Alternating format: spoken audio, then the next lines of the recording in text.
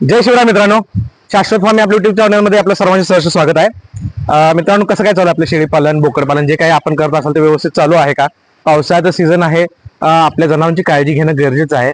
पावसाळ्यात काय आजार येऊ शकतात, काय काळजी घेणं गरजेचं आहे, याच्यावर आपण मागच्याच आठवड्यात 2 व्हिडिओ टाकले होते। ते पाहिले नसले तर नक्की ते जाऊन पहा। त्यामुळे आपल्याला पावसात जे आपलं काय शेळी पालन पशुपालन करायचं आहे त्यामध्ये तुम्हाला भरपूर मदत होणार आहे। त्या व्हिडिओ मधले जे पॉईंट सांगितले ते नक्की फॉलो करा, त्याच्यामुळे बऱ्याच गोष्टी तुम्हाला सोप्या होऊन जातील या पावसाळ्यामध्ये। तसंच आपण दर आठवड्याला वेगवेगळे विषय घेऊन तुम्हाला भेटायला येत असतो, त्यावर सविस्तर माहिती देत असतो। शेळी पालनाशी संबंधित हे विषय असतात। या आठवड्यात आपण जो विषय घेतलेला आहे तो म्हणजे मला बऱ्याच लोकांचे फोन येत असतात आणि त्यांच्यात हा कॉमन विषय असतो बोलण्यात की आम्ही शेळी पालन करू दे की बोकड पालन करू दे। तर म्हटलं आज हाच एक विषय घेऊन सांगूया की शेळी पालन करणं गरजेचं आहे का बोकड पालन करणं गरजेचं आहे। मित्रांनो, आपण यावर मागे एक व्हिडिओ बनवला होता की हेतूनुसार शेळी पालनात कोणते प्रकार पडतात। तर हे 2 मुख्य प्रकार आहेत, शेळी पालन आणि बोकड पालन। आपण त्यावेळी ईद मार्केट काय आहे, कटिंग मार्केट काय आहे, ब्रीडिंग मार्केट काय, हे सगळं सविस्तर त्या व्हिडिओमध्ये सांगितलेलंच होतं।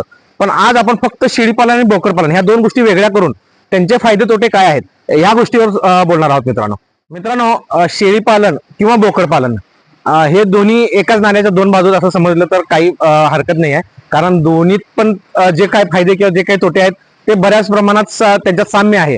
परंतु तरीही शेळी आणि बोकड ह्यात काही गोष्टीत फरक आहेत, त्यामुळे त्यांच्या पालनात सुद्धा फरक पडू शकतो। आणि बरेच नवीन शेळी पालक नाही तर आम्ही जुने शेळी पालक असो किंवा अगदी तज्ञ शेळी पालक असो ते सुद्धा काही वेळा संभ्रमात पडतात, नक्की काय पाळावं, शेळी पाळावी का बोकड पाळावं, कोणती गोष्ट आपल्याला जास्त पैसे मिळवून देणार आहे, ह्या संभ्रमात बरेचदा नवीन जुने सर्व शेळी पालक असतात।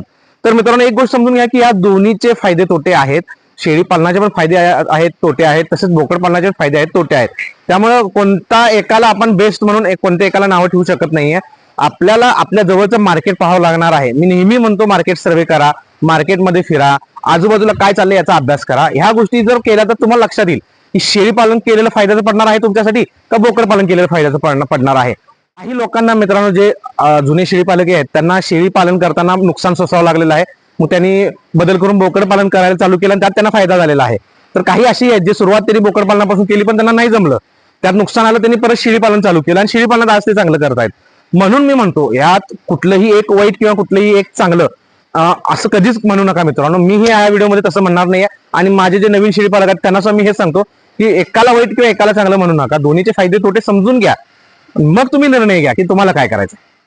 चला मित्रांनो, आता सुरुवात करू आपण शेळी पालन पासून। शेळी पालन मध्ये नक्की कोणत्या गोष्टी असतात आणि त्याचे फायदे तोटे काय, फायदे तोटे याचा अर्थ बोकड पालनाशी तुलना करता त्याचे फायदे तोटे काय, ह्या गोष्टी समजून घेऊ। शेळी पालन म्हणजे काय आपल्याला सर्वांनाच माहिती आहे, आजपर्यंत आपण त्यावरच व्हिडिओ बनवत आलो, त्यामुळे त्याच्यावर फारसं काय वेगळं बोलण्याची गरज नाही आहे। फक्त तुलना करता बोकड पालन आणि शेळी पालन यांची तुलना करता कोणतं बरं आहे कोणतं वाईट आहे, तुम्हाला वाईट नाही म्हणत, कोणतं तुमच्या दृष्टीने फायद्याचं आहे कोणतं कमी फायद्याचं हे तुम्हाला ठरवता यावं, ह्याच्या दृष्टीने मी काही फायदे तोटे तुम्हाला सांगत आहे।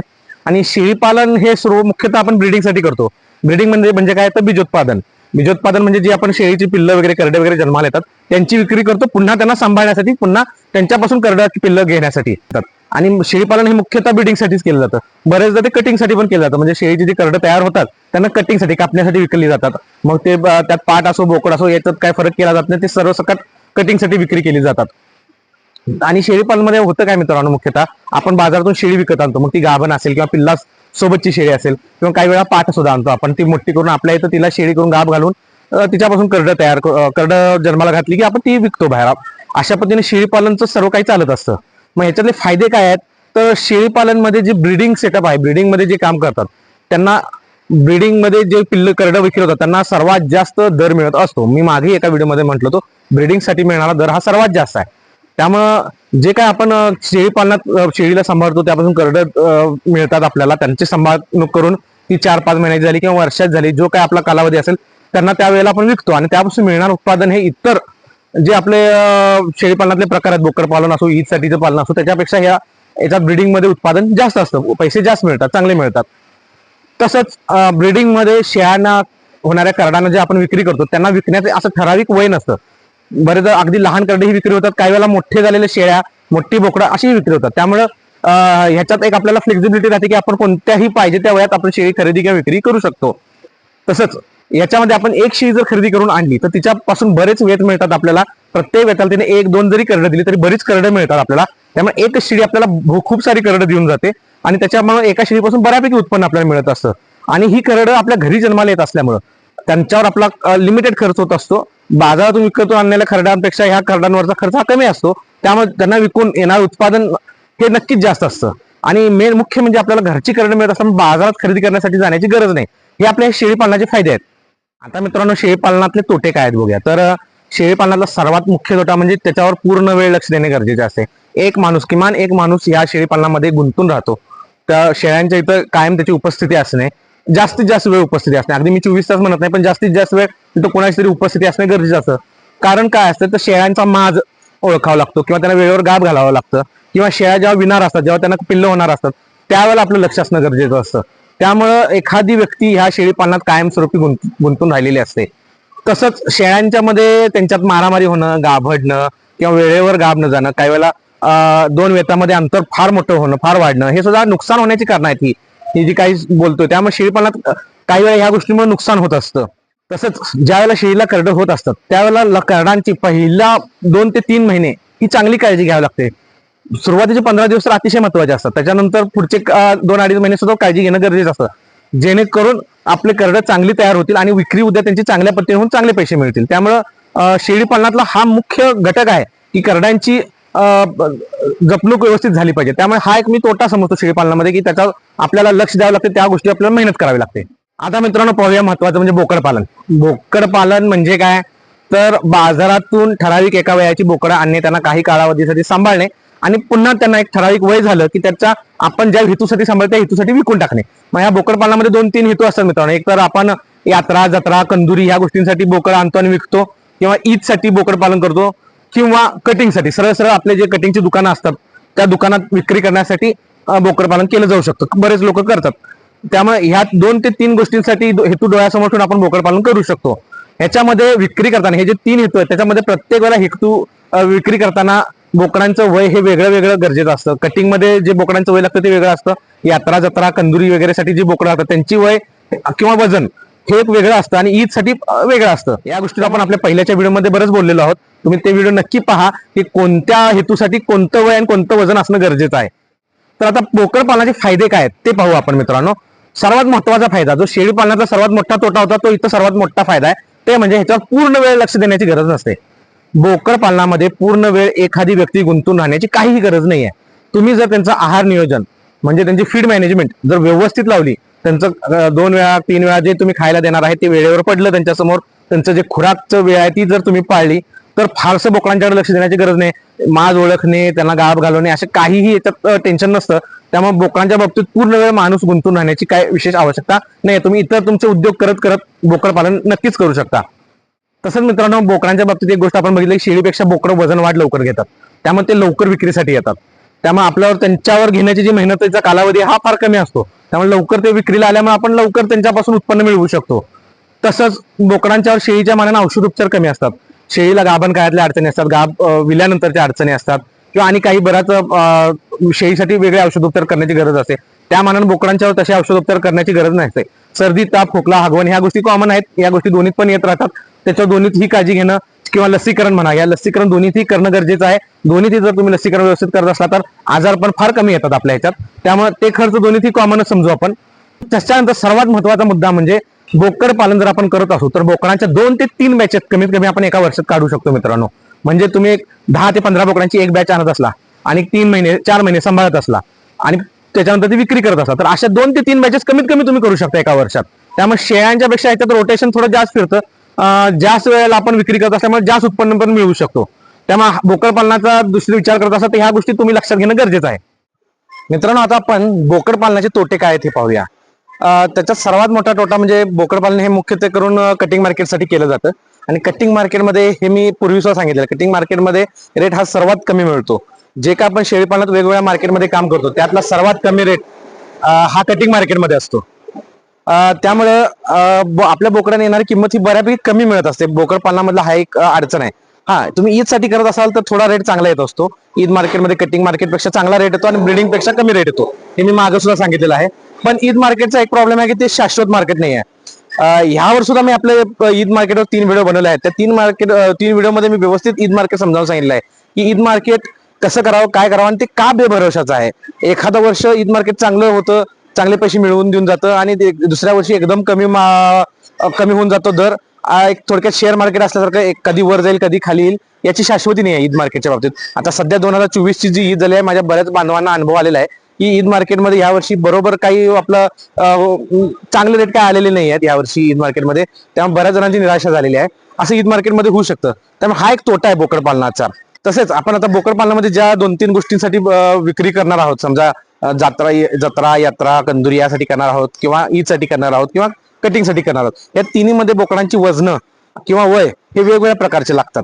आता तुम्हाला जर जत्रा यात्रामध्ये करायचं असेल तर त्यांच्यात वयाची काय फारशी अट नाही आहे, पण वजन साधारण 10 किलो ते 15 किलोच्या मधली बोकडे इथं खपली जातात. घरगुती कारणासाठी आपले बांधव घेऊन जात असतात. देवाला बोकड कापून घरगुती जेवण होत असतं. त्यामुळं त्याच्यात फार मोठं बोकड ते घेत नाही. 10-15 किलो हे क्वचित एखादा 20 किलो पर्यंत एखादी गिरायक असतं जे 20 किलो पर्यंत मागतं. इतर वेळा 10 ते 15 किलो मध्येच मागणी होत असते.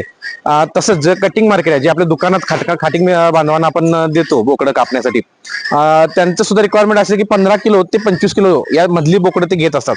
15 किलोचं वरचं आणि 25 किलोच्या आतलं असं साधारण त्यांची रिक्वायरमेंट असते. बरेच आपण मटण घेण्यासाठी दुकानात वगैरे गेलो तर एक मध्यम ह्याचं बोकड तुम्हाला तिथं बांधलेले दिसतील, मध्यम वजनाच्या रेंज मधली बोकड तुम्हाला बांधलेली दिसतील. तर त्यांची ही रिक्वायरमेंट त्याच्या पुढची त्याच्या आसपासचीच आहे.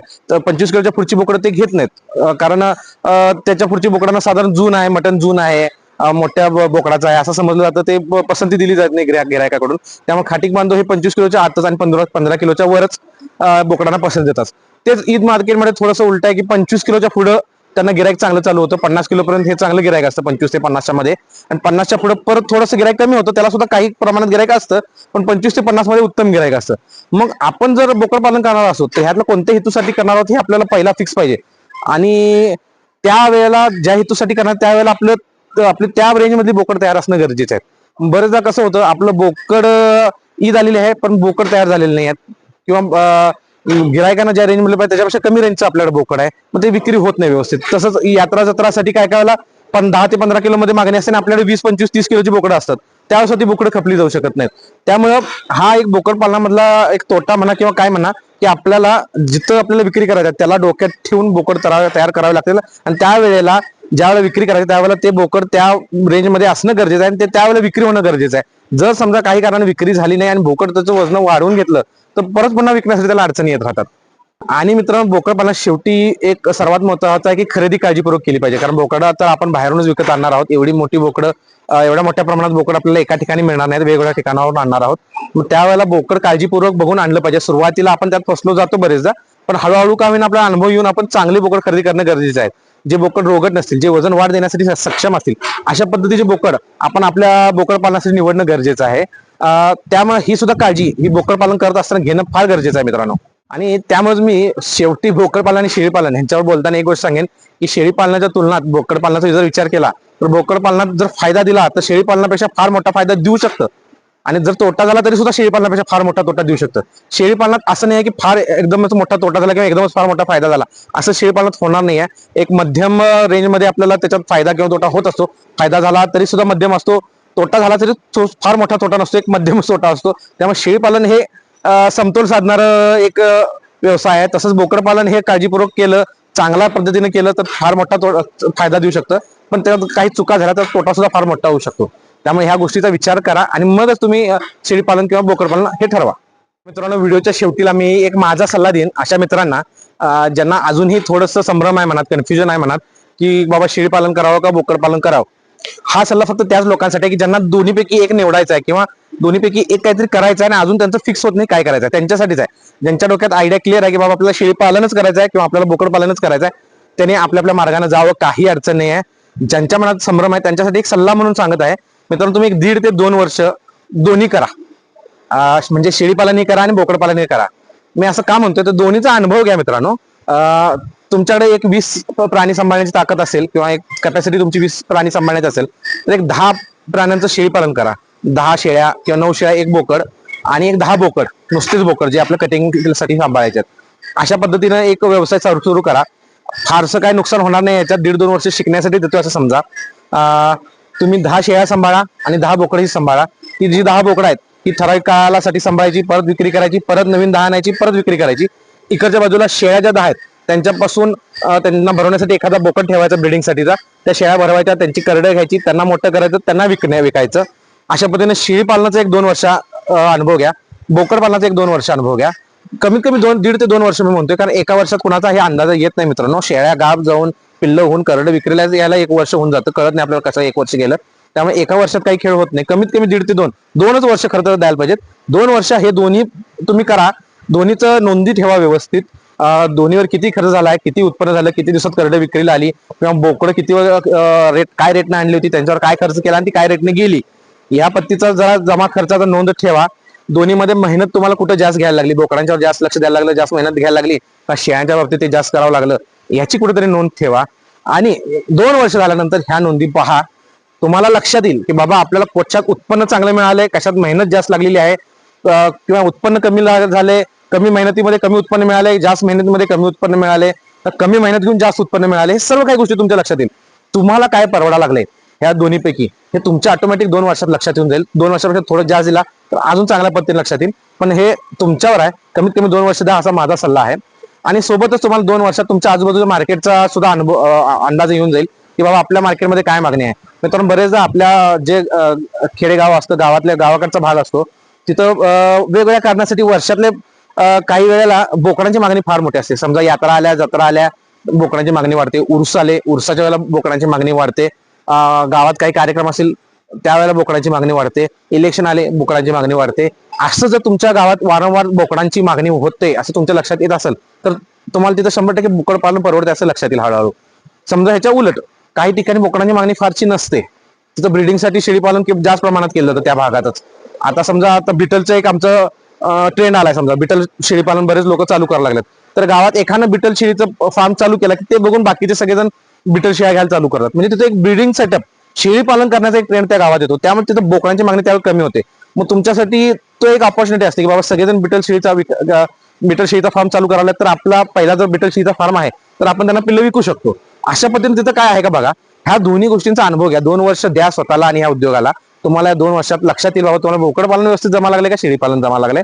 आणि हे कळल्यानंतर तुम्ही 100% एक निवडा आणि त्याच्यात काम करायला चालू करा. समजा जर तुम्हाला याला कदाचित असं वाटलं की बाबा दोन्ही आपण करू शकतोय, दोन्हीही एकमेकाचा समतोल साधतायत, की एकात जर नुकसान झालं तर एकात कधीतरी भरून निघत आहे, बोकड पालन नुकसान झालं तर शेळी भरून काढताय, किंवा शेळी पालन नुकसान झालं तर बोकड भरून काढते, असं जर वाटलं आणि तुम्हाला दोन्ही जमते असं वाटलं तर तुम्ही दोन्ही सुद्धा करू शकता. त्यालाही काही हरकत नाहीये. पण पहिला नीट अभ्यास करा, नोंदी ठेवा, सर्व काही लक्षात घ्या आणि मग तुम्ही ठरवा. तर मित्रांनो, आजचा व्हिडिओ इथं संपूया. आजचा व्हिडिओ कसा वाटला हे नक्की सांगा मला. आवडला असेल तर नेहमीप्रमाणे लाईक आणि शेअर करा. मित्रांनो, लाईक शेअर फार कमी येत आहेत व्हिडिओला, त्यामुळे परत उत्साह होत नाही. आता बघताय तुम्ही मागचा व्हिडिओ हा व्हिडिओ जवळपास 8-10 दिवसांचा मध्ये गॅप गेलाय. पावसाळी चालू आहे, माझी वैरण लागवड वगैरे कामं चालू आहेत, त्यामुळं तिकडे जास्त लक्ष आहे आणि व्हिडिओला त्या प्रमाणात उत्साहात पहिला पाठिंबा मिळत नाही. त्यामुळे नवीन व्हिडिओ करण्याचा तेवढासा उत्साह येत नाही. तुम्हाला विनंती आहे, जर आवडत असेल तर, आवडत नसतील तर अजिबात करू नका. माझे तसे आग्रह नाही तुम्हाला, पण आवडत असतील तर मात्र न विसरता लाईक करा आणि शेअर करा आपल्या मित्रांसोबत. त्यामुळे कसं होतंय, मला सुद्धा उत्साह वाटतो की बाबा काहीतरी नवीन माहिती देऊया. आणि तुमचे जे कमेंटमध्ये मला विषय येत असतात, तुम्ही ज्या विषयाची मागणी करत असता, याबद्दल माहिती सांगा, त्याबद्दल माहिती सांगा, त्या मी विषय नोंद करून ठेवत असतो आणि त्याच्या वेळोवेळी मी व्हिडिओ करत असतो मित्रांनो. त्यामुळे विनंती आहे, आवडत असेल लाईक शेअर नक्की करा आणि आपल्या चॅनलला सबस्क्राईब केलं नसलं तर आठवणीनं सबस्क्राईब करा. धन्यवाद. जय हिंद, जय महाराष्ट्र.